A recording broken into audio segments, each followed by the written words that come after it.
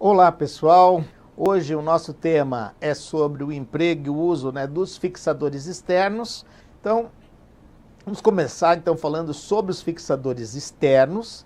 Então, tanto na medicina hoje, tanto na parte da ortopedia, como tanto na ortopedia na parte mais de atendimentos eletivos, como na própria urgência, o fixador externo ele é uma arma que dentro do arsenal disponível para o ortopedista para ser empregado. Então é uma boa técnica, é uma boa opção que você tem e em muitos casos talvez em determinadas situações a única oportunidade que você tem ou a forma de tratamento mais adequada para você fazer junto a um paciente, principalmente nos casos com lesões de partes moles, como a gente bem sabe, que tem um papel bem importante, o papel dos fixadores externos. Mas também ele pode ser utilizado para correção de deformidades, enfim, a gente vai ver isso durante essa nossa apresentação.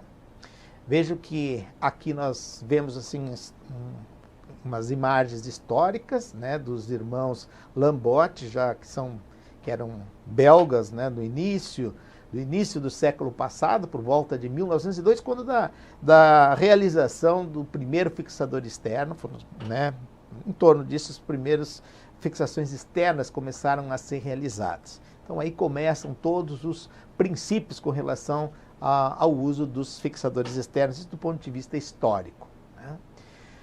Nós temos então quanto aos conceitos. É um método, sim, é um método de osteossíntese. Ele pode ser usado tanto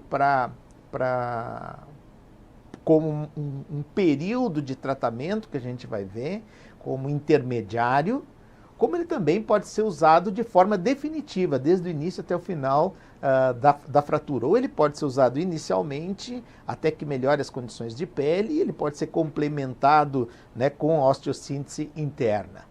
Ele permite ser realizado tanto em cirurgias a foco fechado ou a foco aberto, ou seja, com a exposição da área da fratura, ou então você pode fazer isso também, dependendo da fratura, utilizando o intensificador de margens, fazendo a redução e fazendo a fixação e manutenção com o fixador externo.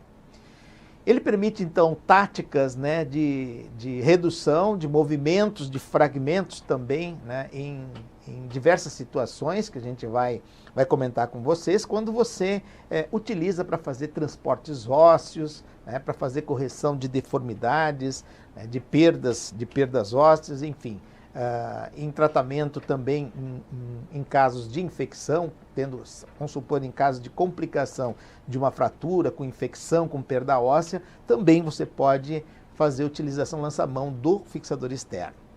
Então, ele é utilizado tanto na traumatologia, na parte de urgência, como a gente sabe muito bem, que é um grande aliado na sala de trauma, como na ortopedia para as correções das deformidades. O mais importante, sem dúvida, é definir, antes de mais nada, perante uma gama de formas que nós temos, de possibilidades de fixadores, qual é o tipo de tratamento que a gente pretende fazer com esse paciente. Qual é o tipo de tratamento que nós pretendemos fazer? E até onde a gente vai com esse tipo de tratamento? Ou seja, se eu estou pensando em tratar de forma durante um período de tempo, como a gente já comentou, ou se a gente pretende escolher a forma e qual o fixador externo a ser utilizado e ir com ele até o final para o tratamento, por exemplo, de uma fratura. Vamos ver aqui com relação ao modelo espacial, como é que é a constituição do ponto de vista espacial. Geralmente nós temos aqueles que funcionam em um determinado plano, que são os monoplanares, a maioria desses que a gente está vendo aqui, com montagens que estão sobre um determinado plano.